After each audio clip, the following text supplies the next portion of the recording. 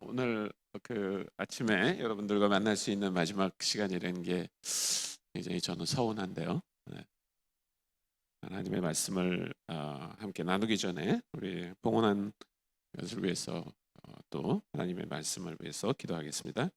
하나님 아버지 감사합니다. 이 아침에 저희가 다시 주님 앞으로 나와 주님 말씀 듣기를 원합니다. 하나님께서 부족한 종을 통해서 주님이 하시고자 하는 말씀을 증거하여 주옵소서. 오늘 빈손으로 나오지 않고 주님께 선물 드린 손길들이 있습니다. 하나님께서 기억해 주시고 또 필요한 것들이 부족함이 없도록 하나님께서 채워 주옵소서. 감사드리며 우리 구주 예수 그리스도의 이름으로 기도했습니다. 아멘. 네, 오늘 다니엘서 6장에 있는 말씀을 나눌 건데요. 여러분들이 언제나 다니엘서의 구조를 머릿속에 좀 그리시면 좋겠어요. 그리고 이제 다니엘서의 그림이 그려지면 여러분들이 아마 다니엘서를 읽는데 훨씬 더 도움이 되실 거예요. 그래서 시간이 나는 대로 이 다니엘서를 많이 읽으시면 좋을 것 같습니다. 자, 6장 말씀은 3장에 나오는 말씀과 짝을 이룹니다. 3장에는 다니엘의 세 친구에 대한 얘기가 나오죠. 그 친구들이 느부갓네살 왕이 세운 금신상에 절하라고 하는 그 명령을 따르지 않습니다. 그래서 풀무불에 들어가는 경험을 하는데 오히려 그 경험을 통해서 하나님의 이름이 드러나게 되죠. 네, 그것이 3장이 얘기하려고 하는 겁니다. 6장도 아주 굉장히 비슷한 스토리가 전개됩니다.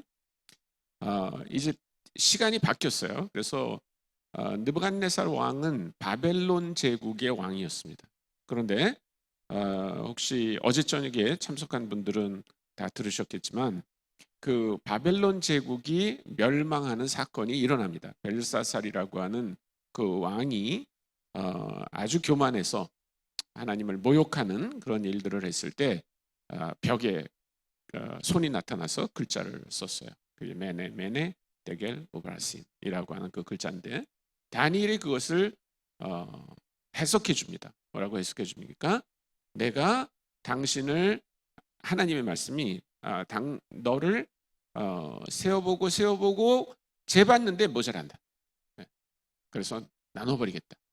해가지고 페르시아는 그날 밤에 멸망하고 그리고 바벨론이 멸망하고 페르시아라고 하는 그 나라가 이제 그 땅을 차지하게 됩니다.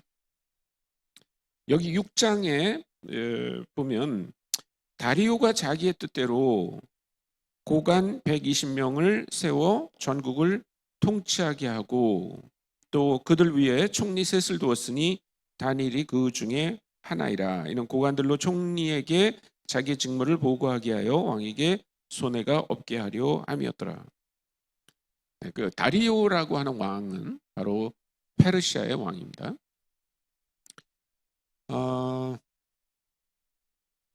역사에서 나타나는 것과 다니엘서에서 나오는 그 직책 혹은 사람의 이름이 조금 혼란스러운 때가 있습니다. 여기 그 다리오라고 하는 왕은 다리우스라고 하는 그 왕의 이름에서 나온 것 같은데 실제로 다리우스 왕은 그 이후에 나타나는 왕입니다. 그렇기 때문에 이 그 다니엘서를 역사서하고 비교할 때 가끔씩 혼란을 경험하게 됩니다. 그래서 적어도 다니엘이 있었던 그 시대의 왕은 고레스 왕입니다. 고레스. 그 영어식으로는 키루스라고 하는 왕인데 그 왕은 아주 잘 알려진 왕입니다. 물론 아까 얘기한 그 바벨론을 무너뜨리고 페르시아가 중근동 지역을 점령해서 그 다스리고 있었던 그 시대를 연 사람이 바로 키루스 왕입니다. 키루스 왕은 그리스에도 잘 알려져 있었어요. 그래서 서양에서 가장 현명한 왕을 들어라 그러면 키루스 왕을 들 정도로 그 키루스 왕은 굉장히 잘 알려진 사람입니다. 학자들이 그러면 왜 다니엘서에 키루스 왕인데도 불구하고 다리우스라고 표현이 돼 있을까 하는 거에 대해서 다니엘서가 쓰여진 연대는 키루스 왕이 통치하던 시대는 아닙니다. 분명히 그거보다 좀 뒤에 더 늦게 기록이 되었을 게 분명합니다. 그러니까 아마도 다리우스라고 하는 왕도 굉장히 유명합니다. 아마 제가 그 월요일 날 저녁에 그 네 개의 제국이 진행되는 거에 대한 설명을 여러분께 드렸는데, 그 중에 그 페르시아와 그리스가 어떻게 이렇게 관계를 맺었고 나중에 헬라 제국이 더 크게 된 날을 얘기하면서 그 페르시아 전쟁이 BC 490년에 있었던 얘기를 드렸을 거예요. 그때 그 대군을 이끌고 그리스를 쳐들어갔던 왕, 그래서 그 마라톤 전투에서 패배한 왕의 이름이 바로 다리우스 3세입니다. 그러니까 다리우스라고 하는 왕이 굉장히 유명하죠. 근데 아마 후대에 가면은 그 다리우스라고 하는 사람인지 아니면 고레스라고 하는 사람인지 구분이 잘 안 되는 것 같아요. 네, 요즘은 우리가 TV가 있고 그러니까 매일 뭐 예를 들면 미국의 부시 대통령이 무슨 말을 했다 이런 걸 우리가 듣지만, 생각해 보십시오. 3,000년, 4,000년 전에 만약에 어떤 나라의 왕이 그 왕인가? 저 왕인가? 라고 하는 게 구분이 잘 안 될 때가 있습니다. 그러니까 사람들은 어떤 유명한 왕이 그 나라를 대표하는 왕으로 인식될 수 있다는 겁니다. 그래서 많은 학자들은 아마도 고레스 왕인데 그 왕을 다리우스라고 표현하지 않았을까 이런 생각이 듭니다. 이거는 다니엘을 기록한 저자의 독특한 문체라고 말할 수 있고요. 실제로 성경은 고레스 왕에 대해서 언급하고 있습니다. 이사야서 45장을 한번 보겠습니다. 이사야서 45장에 보면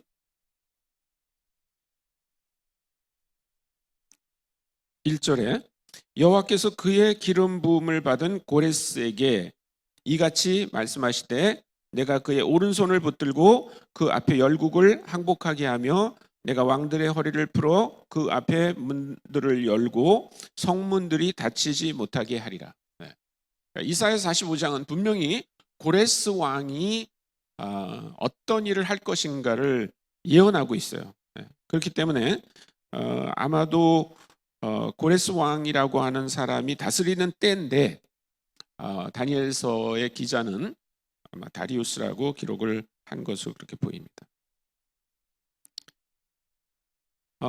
그 바벨론과 페르시아의 정책 중에서 가장 큰 차이가 나는 것은 다른 민족에 대한 정책입니다. 바벨론은 동화 정책을 썼어요.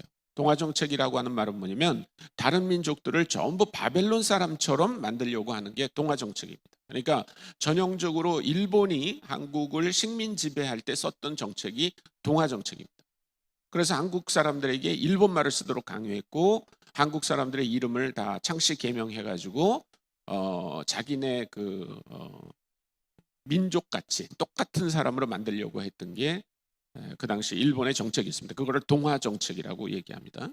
그런데 페르시아는 포용 정책을 썼어요. 포용 정책이라고 하는 건 뭐냐면 오케이, 우리 제국 안에 여러 민족들이 있기 때문에 당신들은 우리와 다른 민족이지만 우리 한 제국 안에 있는 겁니다 라고 생각하는 것이 포용 정책이에요. 그래서 바벨론 시대의 바벨론 제국이 유다 사람들을 다스렸던 그런 방식하고 그 이후에 있었던 페르시아 제국이 유다 사람들을 다스리는 태도가 굉장히 다릅니다. 그래서 고레스 왕이 BC 539년에 이제 그 바벨론을 무너뜨리는데 그 고레스 왕이 바벨론을 무너뜨리자마자 발표한 게 있습니다. 그것을 고레스의 칙령이라고 그러는데 그 고레스의 칙령은 뭐냐면 여기 와 있는 유다 사람 중에 만약에 원하는 사람이 있으면 전부 자기 고향으로 돌아가라. 그래서 만약에 예루살렘에 가서 너희 하나님 여호와를 예배하고 싶으면 다 돌아가라. 그렇게 칙령을 내렸어요. 그래서 굉장히 많은 유다 사람들이 와, 드디어 하나님께서 우리를 우리 고향으로 돌아가게 하는구나라고 돌아갔어요. 그것을 1차 귀환이라고 합니다. 이제 그 이후로 2차, 3차 귀환이 이루어져요. 그런데 다니엘은 예루살렘으로 돌아가지 않았어요. 그는 그대로 남아 있습니다.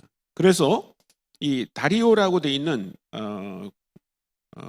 키루스 왕이, 고레스 왕이 그를 그 총리 셋 중에 한 명으로 임명을 하는 겁니다. 그러니까 굉장히 독특하죠. 다니엘의 그 지위가 그 사람은 원래 페르시아 사람도 아니었고요. 바벨론에 잡혀왔던 유대 민족이었는데 다시 이제 왕조가 완전히 제국이 바뀌어버린 이 상황에서 여전히 또 총리라고 하는 직분을 맡고 있습니다.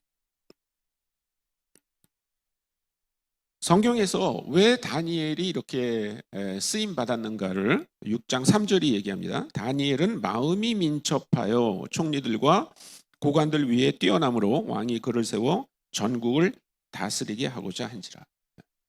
여기 보면 다니엘이 민첩했다라고 말합니다. 민첩했다. 아마 우리 말로 쓰는 그 용어에 민첩하다는 말은 좀 뭔가 이렇게 재고 빠르고 하는 그런 것 같은데, 여기서 성경은 마음이 민첩했다 이렇게 얘기하고 있어요. 그러니까 아마 굉장히 판단력이 좋았던 것 같아요. 네. 그래서 영어로 보니까 exceptional quality라고 얘기해요. 그러니까 보통 사람보다 훨씬 더 높은 어떤 그 수준의 일을 할 수 있는 그런 사람이었다고 생각합니다. 그래서 이 다니엘을 세워서 지방 장관들을 관리하게 하는 그런 일을 맡겼던 것입니다. 아까도 얘기했지만 다니엘이 어떤 사람입니까? 그는 유다에서 잡혀온 포로입니다. 그리고 페르시아 제국이 무너뜨린 바벨론에서 3인자였어요. 3인자. 벨사살이 그걸 3인자로 세웠습니다. 그 3인자라는 말은 2인자하고 똑같아요. 그렇죠? 예. 그 나보디누스라고 하는 그 왕 밑에 벨사살이 있었고, 그래 벨사살이 자기가 2인자입니다. 그렇기 때문에 벨사살이 세운 3인자라는 말은 결국 그 나라의 두 번째 통치자라는 얘기입니다. 그런 사람이었는데 페르시아 시대에 다시 그 고레스 왕에 의해서 3명의 총리 중에 한 명으로 선출이 되고, 그 사람은 아주 exceptional quality, 민첩하다, 이렇게 아주 굉장히 뛰어난 성과를 내는 사람이었기 때문에, 이런 사람의 문제는 뭐냐면 주변에 적을 만들 수 있다. 그러니까 페르시아 사람들 입장에서 보면 도대체 저 사람은 뭐 때문에 저렇게 쓰임을 받는가. 네. 페르시아 사람도 아니고, 그렇다고 바벨론 사람도 아니고, 그런 사람이 뭐 때문에 저렇게 쓰임을 받는가, 그거에 대한 시기 질투가 있겠죠. 그런데 아까도 얘기했지만 그 고레스 왕의 유대인의 정책은 굉장히 포용적이었습니다. 그렇기 때문에 그것을 무슨 다른 민족 때문에 저 사람을 배제하거나 그러기가 어려웠어요. 그래서 한 가지 음모를 꾀하게 됩니다. 신하들이 그 다니엘이 가지고 있는 흠결을 찾으려고 굉장히 노력했습니다. 그런데 그냥 성경에 나오지 않지만 제 느낌으로는 무슨 뭐 부정부패를 할 리도 없고, 그렇죠? 뇌물을 받을 리도 없고, 그런 다니엘을 엮을 수 있는 한 가지 계책을 생각해 납니다. 그거는 뭐냐면 왕을 꼬여가지고 절대로 30일 동안 다른 신에게 기도하면 안 된다라고 하는 금령을 만들어서 그것을 공포하게 만들어버립니다. 아마 고레스 왕은 그런 정책을 원하지 않았을 것 같아요. 네. 그런데 하도 신하들이 그러니까 아마 거기에 일시적으로 휘둘렸던 것 같습니다. 그래서 그 금령은 선포됩니다. 그런데 그 금령이 선포됐지만 아까 우리가 읽은 것처럼 다니엘은 여전히 그것과 상관없이 하나님 앞에 기도합니다. 전에 하던 대로. 전에 하던 대로. 그 말이 우리에게 주는 굉장한 영향이 있다고 생각합니다. 전에 하던 대로. 그러니까 그 얘기는 뭐예요? 다니엘에게 이 기도라고 하는 것은 한 번도 빼놓지 않고 하는 일이라는 거예요. 근데 사실 이 다니엘이 기도할 때 그냥 아무 데서나 기도한 게 아니라 예루살렘으로 향하는 창문을 열어놓고 기도했다 이렇게 말하고 있어요. 그래서 저는 이게 그냥 단순히 우리가 눈을 감고 기도하는 정도가 아니고 하나님께 예배하는 것을 계속했다 이런 의미가 아닌가 저는 그렇게 생각합니다. 그리고 그것은 발각이 되었고 왕에게 보고됩니다. 이제 왕도 어쩔 수가 없는 상황이 됐어요. 아마 왕은 다니엘에 대해서 굉장히 좋은 그런 마음을 갖고 있었던 것 같아요. 그래서 심지어는 뭐라고 얘기하냐면 다니엘아 어떻게 하면 좋으냐, 이제 사자굴에 너를 던질 수밖에 없는데 네가 믿고 있는 그 하나님이 너를 구원해 줄 수 있을 것 같다 이렇게 얘기해요. 고레스 왕이 그렇게 얘기합니다. 그래서 어쨌거나 그 사자굴에 던져지고 그런데 하나님의 보호하심으로 다니엘은 그 사자굴에서 나오게 됩니다. 그러자 다리오 왕이 신이 났어요. 신이 나가지고 오히려 사자굴에 넣으려고 그 음모를 꾸몄던 사람들을 대신 사자굴에 집어넣고, 그리고 다리오 왕이 조서를 꾸며서 전국에 이것을 발표합니다. 그것이 25절부터 나옵니다. 6장 25절부터 28절까지 제가 다시 읽어드리겠습니다. 이에 다리오 왕이 온 땅에 있는 모든 백성과 나라들과 언어가 다른 모든 사람들에게 조서를 내려 이르되 오나간던 너에게 큰 평강이 있을지어다. 내가 이제 조서를 내리노라. 내 나라 관할 아래에 있는 사람들은 다 다니엘의 하나님 앞에서 떨며 두려워할지니 그는 살아계시는 하나님이시요 영원히 변하지 않으실 이시며 그의 나라는 멸망하지 아니할 것이요 그의 권세는 무궁할 것이며 그는 구원도 하시며 건져내기도 하시며 하늘에서든지 땅에서든지 이적과 기사를 행하시는 이로써 다니엘을 구원하여 사자의 입에서 벗어나게 하셨습니다 하였더라. 이 다니엘이 다리오 왕의 시대와 바사 사람 고레스 왕의 시대에 형통하였더라. 성경이 이렇게 말하고 있습니다.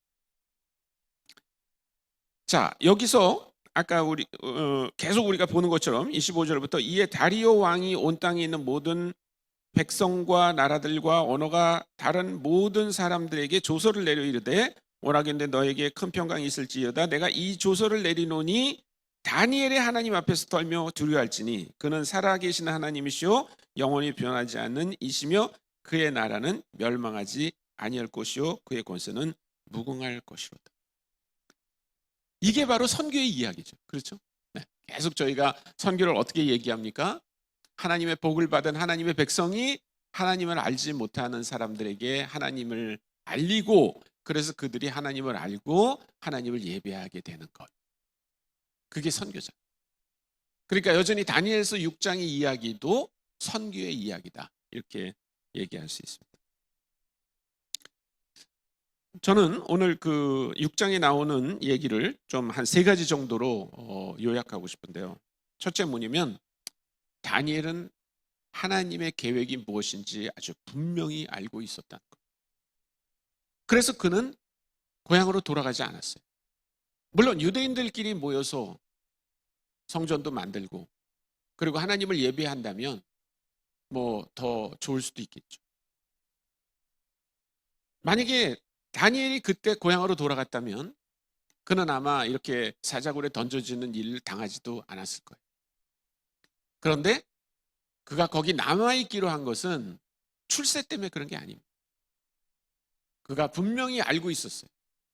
다니엘서 2장에서 얘기한 것처럼 하나님이 그에게 알려준 깊고 은밀한 일, 그것을 계속해서 전하기 위해서 거기 남아 있어야 된다는 걸 알았습니다. 만약에 다니엘이 고향으로 돌아갔다면 이런 일은 없었을 거예요. 근데 그가 오히려 그런 어려움 속에서 전에 하던 대로 기도하고 하나님을 섬겼던 그 일 때문에 이제 다시 옛날에 바벨론 시대에도 그랬던 것처럼 이제 페르시아 제국 안에서도 하나님이 어떤 분이라고 하는 것이 알려지게 된 것입니다.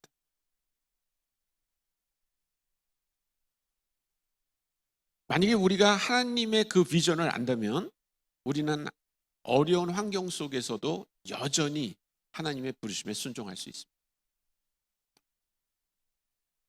존 웰즈라고 하는 그 여자분이 있어요. 영국 분이. 근데 이분이 1920년대에 태어난 분인데 자기가 10대 때 그 중국에 있던 선교사들로부터 중국의 선교적 필요를 들었어요. 그리고 하나님께 기도했습니다. 하나님, 제가 그 중국에 가서 복음을 전하겠습니다. 근데 그 중국 중에도 어디를 가기를 원했냐면 저 스촨성에 가면 자우주에라고 하는 지역이 있습니다. 굉장히 외진 곳이에요. 네, 저도 10년 전에 가봤습니다. 그런데 지금도 그 지역에 들어가는 게 그렇게 쉽지 않아요. 네. 근데 예전에 그 자우주에라고 하는 데 가려면 그 스촨성의 성도인 그 쟁두라고 하는 곳에서부터 그 한참 가면 도시가 나옵니다. 그 도시에서부터 이제 그 시골길로 돌아가는데 지금은 이제 도로가 닦여 있습니다. 근데 그때는 그렇게 그 산인데, 그러니까 그 자우주에라고 하는 도시 자체가 한 해발 한 3,500에서 4,000m 되는 지역이에요. 그러니까 굉장히 높은 지역이죠. 그러니까 갔는데 귀가 멍멍하더라고요. 거기 사는데. 근데 그 지역에 사람들이 어떻게 가냐면 이 벼랑을 깎아서 중간에 길을 낸 거, 그런 길 아시죠? 옛날 시골길에. 그래서 이렇게 노새나 이런 게 한 마리 이렇게 겨우 지나가는 그 길을 수십 킬로를 가요. 그렇게 그 자오주에라고 하는 데더라고요. 근데 그 자오주에라고 하는 곳에 노수족이라고 하는 부족이 살아요.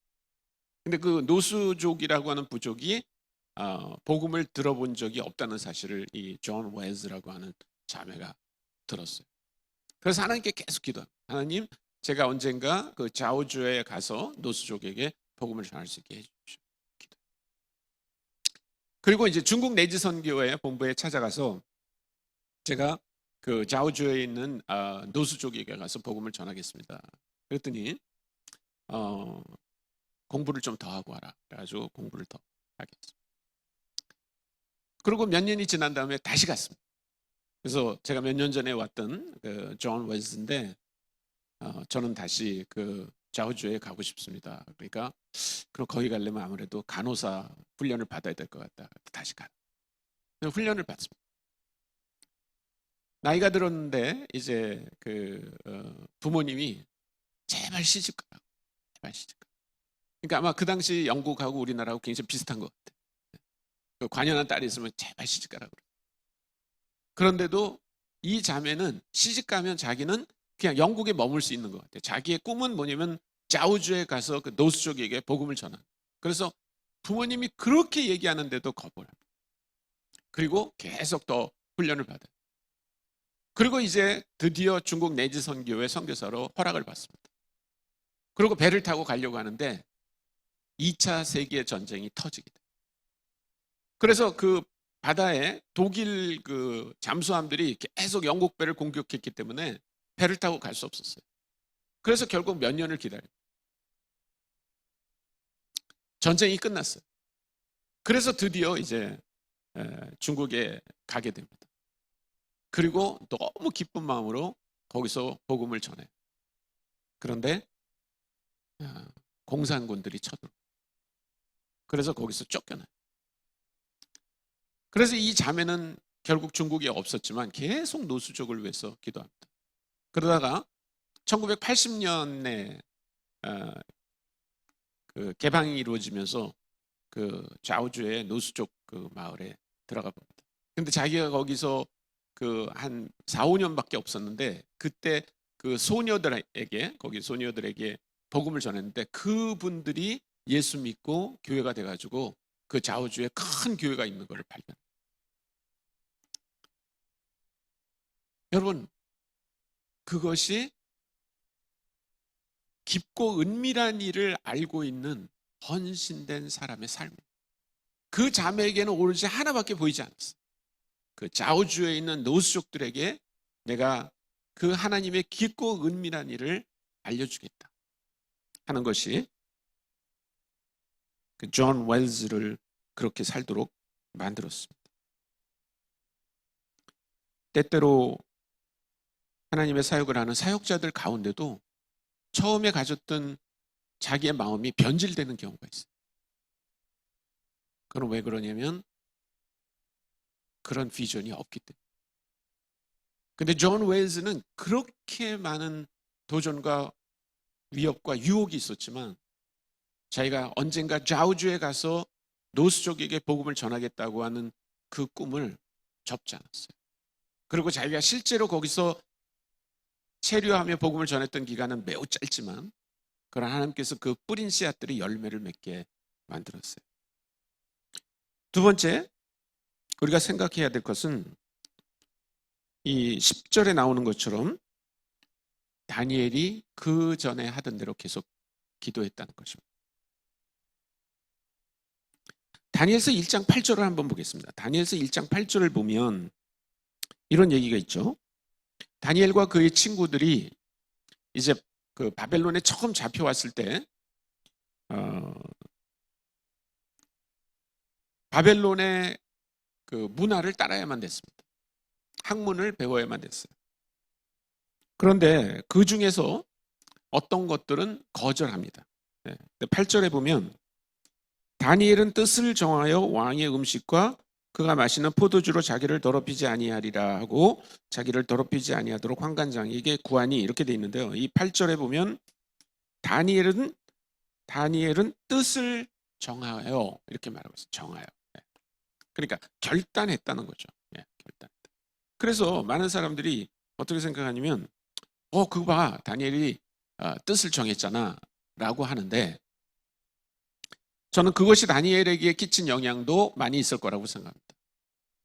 그러나 저는 그 다니엘이 뜻을 정하고 뭐를 했다는 것보다 훨씬 중요한 단어가 지금 여기 6장에 나오는 다니엘이 전에 하던 대로라고 생각이 돼요. 크리스천들 중에 결심하는 사람 많이 있습니다. 그렇죠? 2023년이 되면 그 피트니스 센터에 회원이 확 늘어나잖아요. 뭔가 몸 관리를 해보겠다고. 근데 며칠 가요? 일주일 가고 끝나. 올해는 영어를 배워야 되겠다. 영어학원에 등록하죠?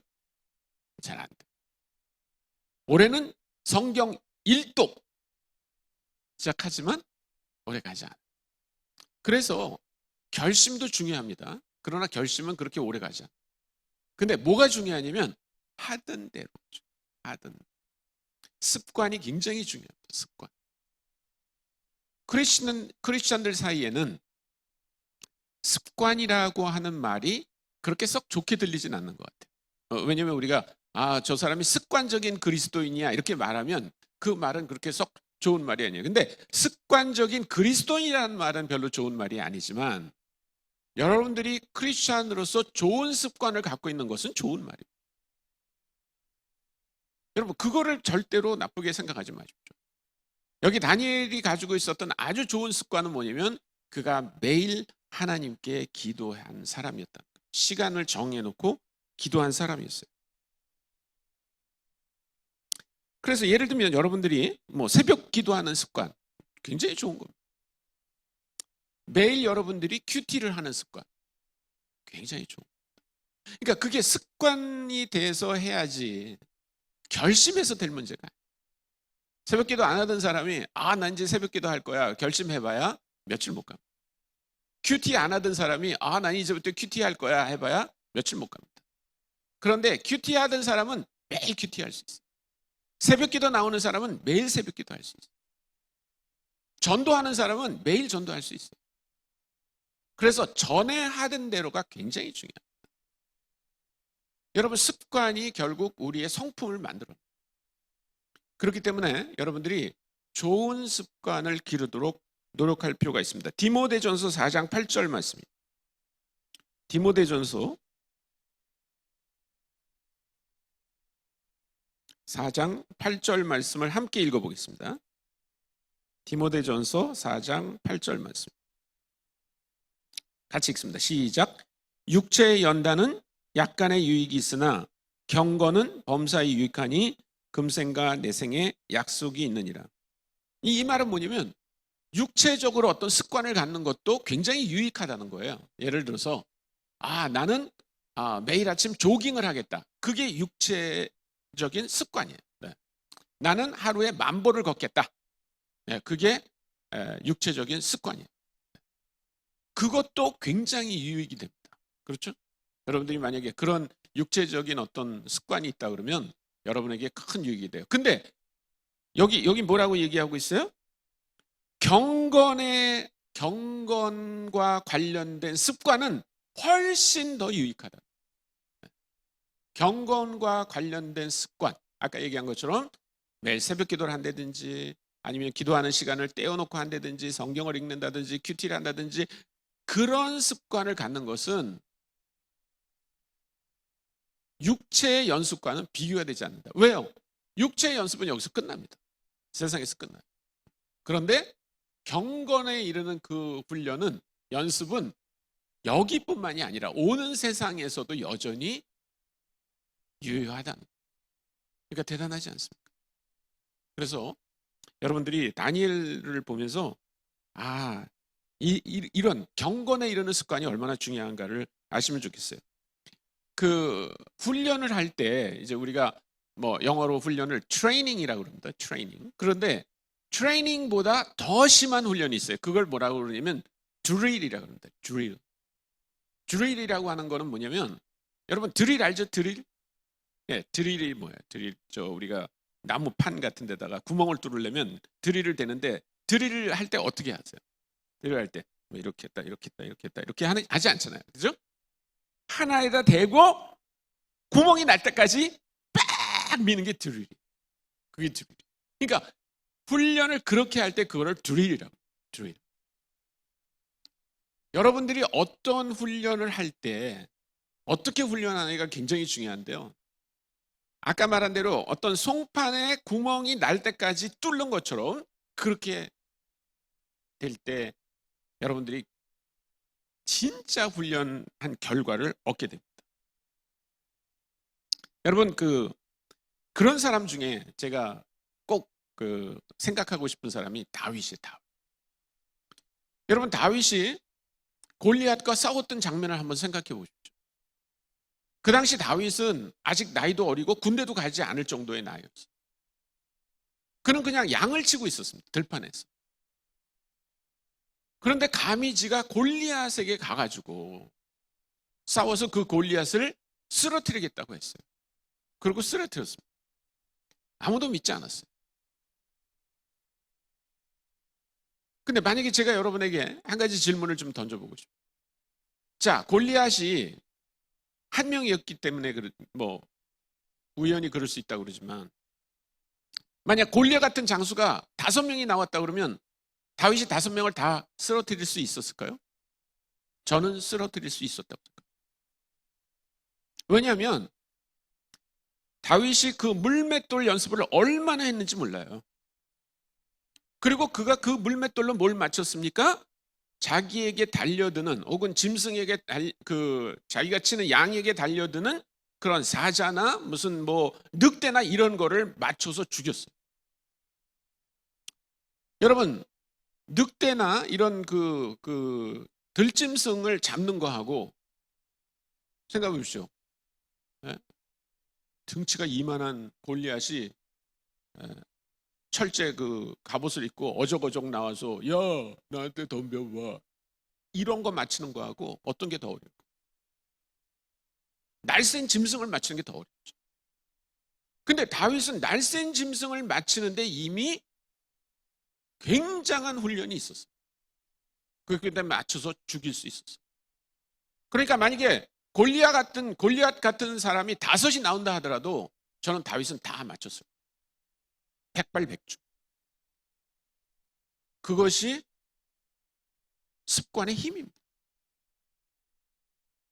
우리가 무슨 신학을 안 했어요, 뭐 나는 그런 사역적 훈련을 받지 않았어요 라고 말할 필요 없습니다. 여러분들이 가지고 있는 그 하나님 안에서 있는 좋은 경건에 이르는 연습, 그것이 여러분들의 힘이에요. 다니엘은 그것을 가지고 있었어요. 마지막으로 다니엘은 뭐를 알고 있었냐면, 하나님께서 자기를 구원해 주실 거라는 사실을 알고 있었어요. 근데 그 정도가 아니고 여기 우리가 아까 우리 본 것처럼 다니엘서 6장 16절로 다시 가보겠습니다. 이 다리오 왕이 이제 굉장히 후회를 합니다. 왜냐하면 자기는 자기가 만들어 놓은 그 금령에 다니엘 같은 사람이 걸려들 거라고는 상상도 못했어요. 그리고 그것이 그 다니엘을 시기하는 신하들의 어떤 함정이었다는 것을 깨닫고 굉장히 후회를 합니다. 그러면서 16절에 뭐라고 얘기해요? 이에 왕이 명령하며 다니엘을 끌어다가 사자굴에 던져 넣으라. 왕이 다니엘에게 이르되 내가 항상 섬기는 너의 하나님이 너를 구원하시리라. 그 고레스 왕도 알고 있었어요. 다니엘이 믿고 있는 그 하나님은 전능하신 분이고 다니엘을 구원해 주실 거라고 하는 것을 믿고 있었습니다. 20절 19절부터 보겠습니다. 이튿날 왕이 새벽에 일어나 급히 사자굴로 가서 다니엘이 든 굴에 가까이 이르러 슬피 소리질러 다니엘에게 묻되 살아계시는 하나님의 종 다니엘아 내가 항상 섬기는 내 하나님이 사자들에게서 능히 너를 구원하셨느냐 하니라. 그러니까 다니엘이 아니라 그 다리우스 왕, 뭐 고레스 왕이 이렇게 하나님의 어떤 분인 줄을 알 정도였다면, 그렇죠? 다니엘은 하나님이 나를 능히 구원해 주실 거라고 믿었겠죠. 계속 얘기하지만 저희가 하나님의 증인으로, 하나님의 백성으로 사는 것은 쉬운 일이 아닙니다. 그리고 모함을 당할 수도 있어요. 어려움 당할 수 있어요. 그러나 우리가 분명히 아는 것은 하나님께서 우리를 구원할 능력이 있는 분이라고 하는 것입니다. 혹시 여러분들 중에 그런 어려움을 당하는 분들이 있다면 오늘 하나님이 우리에게 주는 이 말씀을 기억하시기 바랍니다. 고린도전서 10장 13절의 말씀입니다. 이것을 같이 읽도록 하겠습니다. 고린도전서 10장 13절의 말씀 같이 읽습니다. 시작. 사람이 감당할 시험 밖에는 너희가 당한 것이 없나니 오직 하나님은 미쁘사 너희가 감당하지 못할 시험 당함을 허락하지 아니하시고 시험 당할 즈음에 또한 피할 길을 내사 너희로 능히 감당하게 하시느니라. 아멘.